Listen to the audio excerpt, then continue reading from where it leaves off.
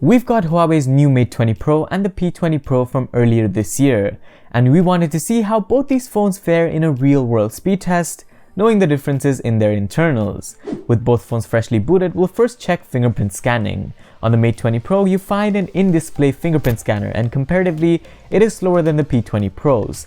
I also thought we'd test Huawei's new Face Unlock here, which shows it's much faster than the in-screen scanner and almost keeps up with the hardware fingerprint scanner on the P20 Pro. Before we start the test, let's make sure that both these phones are connected to the same Wi-Fi networks and are running their latest software. Just as a heads up, the software on the Mate 20 Pro is pre-release and we'll most probably see an update on launch day. I'll also go into the camera application to switch to the selfie mode and have an identical 4K video loaded up in the background to render through the first round of the speed test. With all that in check, let's start the stopwatch. Through the first row of applications, it looks like both phones are keeping up with each other.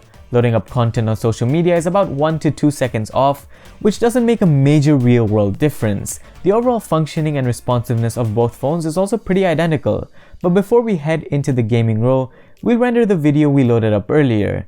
Even through the render, the P20 Pro actually keeps the very narrow lead it had going into the render, which shows how capable Huawei's Kirin 970 from last year still is. The slight variation in speed could very well be due to pre-release software on the Mate 20 Pro.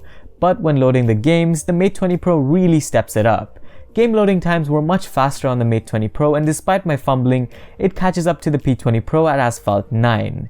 Here, the P20 Pro takes a very long time in loading the game, whereas on the Mate 20 Pro, it is much faster, and the Mate 20 Pro ends up finishing the first round of the test in 2 minutes and 43 seconds. While the P20 Pro is still on its first round, the Mate 20 Pro moves through the second round of the test.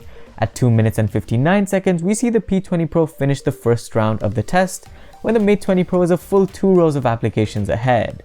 This next round is more to judge memory management, and with both phones having 6GB of RAM, this is normally not an issue. For the Mate 20 Pro, that is the case, as it breezes past the second round having to reload not a single application. But for the P20 Pro, it's not quite that. It had to reload both Crossy Road as well as Smash Hit, while the Mate 20 Pro here completes the entire test in 3 minutes and 22 seconds. As for the P20 Pro, having kept Dead Trigger 2 and Asphalt 9 in memory is a good sign, and it too finishes the test around 30 seconds later at 3 minutes and 51 seconds. The prowess of Huawei's new processing technology in the Kirin 980 is highlighted here with an all-rounded experience from the Mate 20 Pro, and with further software updates to come, the experience can only get better. That's all from me. Thank you guys for watching this speed test, and subscribe for more Mate 20 Pro content, including camera comparisons and new speed tests coming up very shortly. I'll see you in the next one. Adios.